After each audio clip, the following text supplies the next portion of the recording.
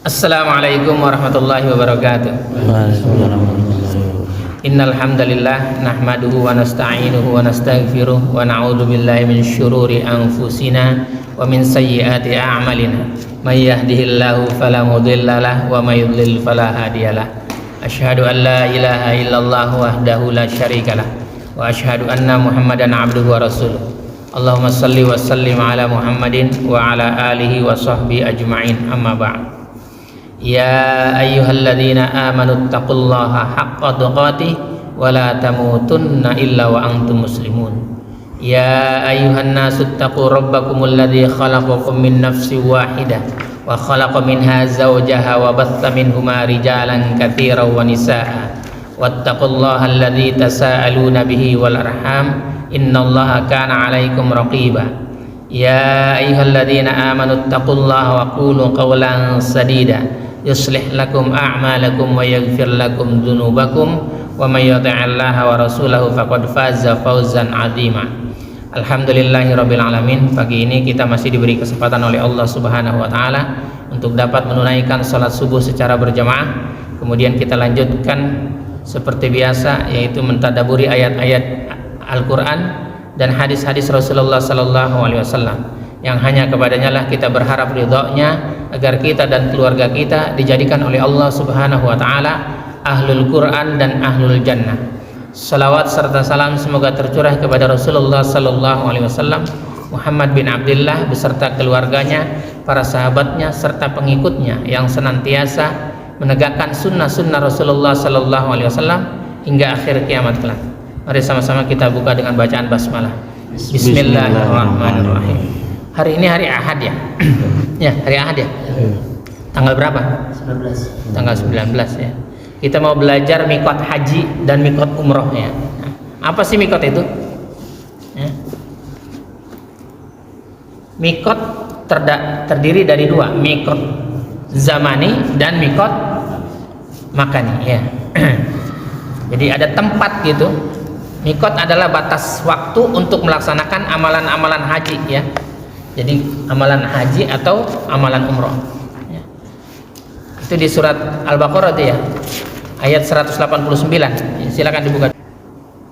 Yas'alunaka 'anil ahillah qul hiya mawaqitu lin-nasi wal hajj wa laysal birru bi an ta'tul buyuta min zuhuriha walakinnal birra man ittaqa wa'tul buyuta min abwabiha wattaqullaha la'allakum tuflihun.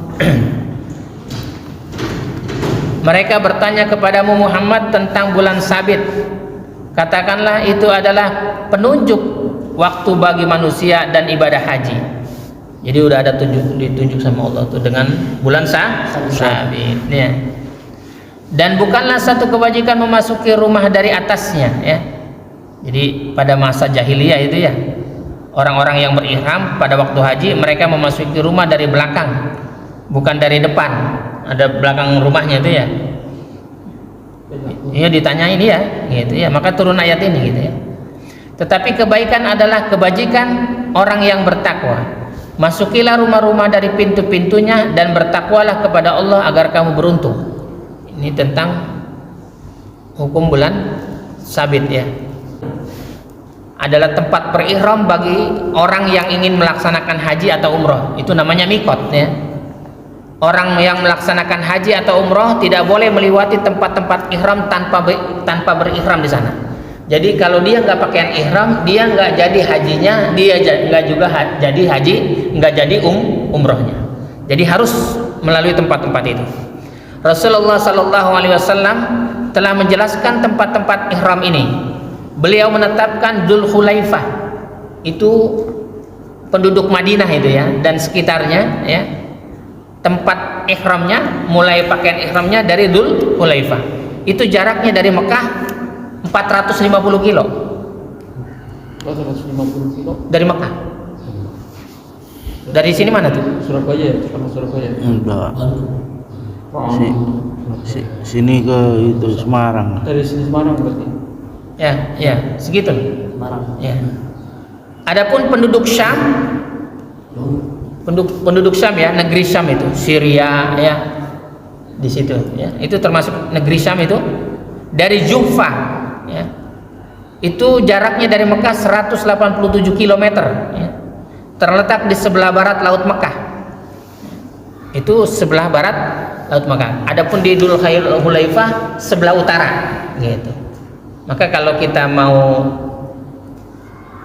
ke Mekah dari Madinah ke utara, kalau dari Mekah ke Madinah ke selatan. Makanya kalau di Madinah ngadepnya ke selatan ya, ngadepnya ke selatan.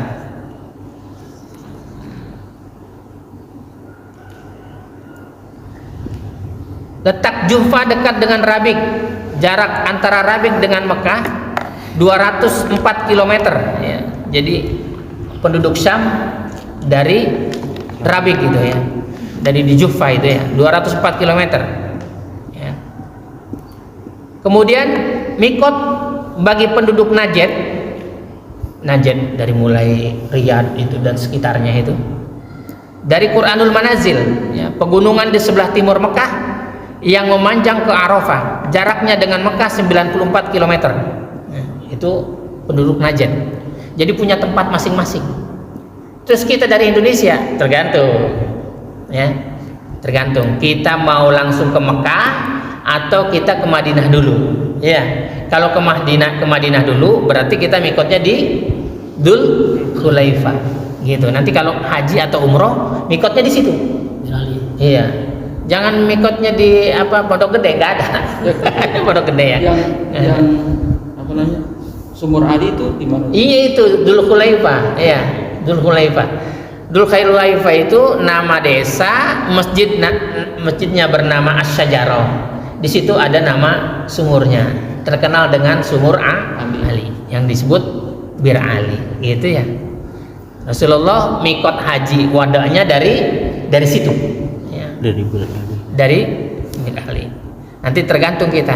Makanya kalau bisa umroh itu berkali-kali atau hajinya berkali-kali supaya ngerasain semua. Kan ada yang haji itu kalau kloter kedua nih, ini langsung ke Mekah nih. Ya, nanti di mana dia? Dia mikot bagi penduduk Yaman dan adalah Yalamlam. Jadi nanti kita melewati Yaman kan pesawat, maka mikotnya di situ. Langsung ke Mekah. Ke Mekah, nggak ke Madinah lagi ya. Yang terletak di selatan Mekah, jaraknya dengan Mekah 54 km. Yalamlam. Jadi kita sebelum turun di Jeddah udah melewati itu. Jadi nanti kita mau haji atau umroh tergantung kita mau ke Mekah dulu atau ke Madinah dulu.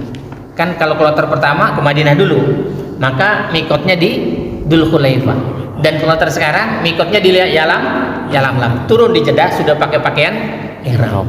Nanti Pak Sugeng begitu tuh Pak Sugengnya kan. Mikotnya di pesawat, siap-siap belajar dari sekarang gitu ya. Pakaian ihramnya di pesawat. Ya. Gitu. Mikot bagi penduduk Irak adalah Dzatul Iraq yang terletak di sebelah timur laut. Terletak di sebelah timur laut. Jarak dari Mekah 94 km. Ya. Itulah mikot yang ditetapkan oleh yang mulia Rasulullah Sallallahu Alaihi Wasallam ya. Jadi nggak boleh bikin mikot sendiri gitu. Tempatnya ganti, ini kurang bagus, ini sini aja gitu. Yang deketan sama Mekah gitu. Enggak gitu ya. Maka Rasulullah Sallallahu Alaihi Wasallam bersabda, hunna lahunna waliman ata alaihinna min ghairihinna liman aradal hajja awil umrata. Mikot-mikot itu adalah untuk penduduk tempat tersebut dan orang yang melewatinya ketika hendak melaksanakan haji atau umroh. Gitu. Orang-orang yang hendak melaksanakan ibadah haji atau umroh wajib melakukan ihram di tempat-tempat mikot tadi. Wajib hukumnya. Gitu ya. Orang yang berada di Mekah mikotnya di mana? Kalau haji dari rumahnya sendiri. Itu istimewanya penduduk Mekah dari rumahnya sendiri. Maka berdoa nanti kalau sudah sampai ke sana, ya Allah, berikan kesempatan kepada saya untuk dapat mengunjungi rumahmu, menunaikan ibadah haji atau umroh setiap tahun sekali. itu dosanya antara tahun ini ke tahun ini dihapus oleh Allah. Gitu. Maka beruntunglah orang-orang yang umroh saja setiap tahun, hajinya setiap tahun. Ada nggak yang hajinya setiap tahun? Jadi mudah-mudahanlah kita berdoa agar Allah memberikan kesempatan kepada kita tahun depan kita bisa dapat menunaikan ibadah haji dan umroh ke tanah suci Mekah dan berziarah ke makam Rasulullah SAW yang berada di Madinatul Munawwarah ya. Dan Allah masukkan kita ke dalam surga Aden yang mengalir di bawahnya sungai-sungai. Subhanakallahumma rabbana wa bihamdika asyhadu an la ilaha illa anta astaghfiruka wa atubu ilaik.